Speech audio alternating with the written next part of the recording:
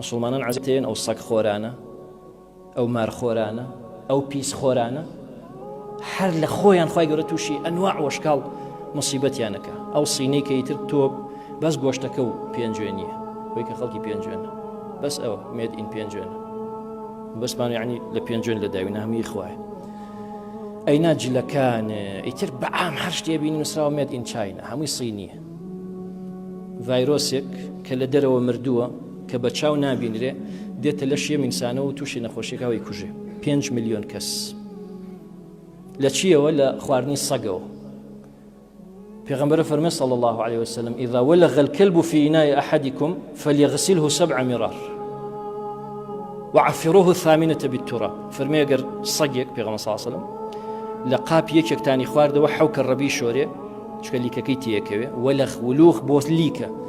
و هەشتەمی با بە خۆڵ بیشوە یعنی جارێ لە جارەکان با بە خۆڵ بیشوە بە قوڕاو بیشۆرێ اینجا ئەو ڤایرۆس و میکرۆب و شتێکە تایەتی کوژێ سەگ پیسە پاک لەگەڵ پاکە پیسیش لەگەڵ پیسە ئەو سەگەکەی لە ماڵەکەی خۆیان لە باوەشی خۆیان خوێنێ ئەوانە پیسن براکەم تۆ دڵی چی پێیان نەکرێتەوە پیسن پیس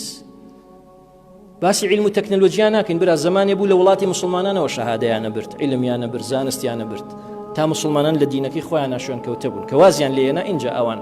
لە مەسەلەی تەکنۆلۆژیا زاڵ بوون بەسەر ئێمەیە ئینسان بەوە نەخەڵەتێ شوێنەوانەکەم لەبەروی علم و تەکنۆلۆژیان هەیە نەبرا خۆشەویستەکەم پیسن پیسخۆرن ئەمە چۆن بووە لەسەر ڕێگەی قیتارێک ئەوەی بڵێن کە قیتارە ڕوا و ئەوە دوکانێکی لێ بووە مەطعمێکی لێ بووە مار و سەگ و ئەم شتانە گۆشت یەمانی فرۆشتووە خەڵگاتۆ لێ خواردووە ڕۆشتووە لێ خواردووە ڕۆشتووە ترس هەمووی مسافرە هەر یەکە خەڵکی شارێکە تا بڵاو بۆتەوە ئەوانە و ئێستا لەو شارانە کەس نبینی بێتە دەرەوە ئەم سینە گەورەیە ناتوانێت چارەسەری ئەمە بکە ئەم وەباە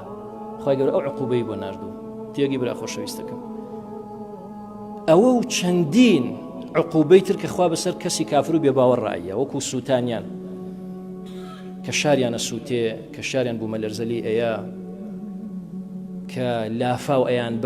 بە هەموو نوعی خوای گەورە عەزاب و سزایانەیە بۆچی لەبەرەوەی دوژمنی خوان لەبەرەوەی دژی خوان لەبەرەوەی دژی پەیامی خوان لەبەرەوەی دژی مسلمانانن مسلمانی بێدەسەڵاتی فەقیر چ دەسەڵاتێکی هەیە تێگی براکەم مسلمان بێدەسەڵاتە لە وڵاتێکی وەکو سین مسلمان کەمینەیە ملیاران خەڵکی تری تایە نامسلمان حکوومەت نامسلمانە ئاوا لە مسلمانانەکەن خوای گەورەش ئاوا عقوبەتانەیە تێگەی برا خۆشەویستەکانم یعنی بە خواردنی پیس خوای گەورە عقوبەی بۆ نارد بۆیە تەئکیدکردنەوە لە پاک و خاوێنی ئەو دینە هەمووی پاک و خاوێنیە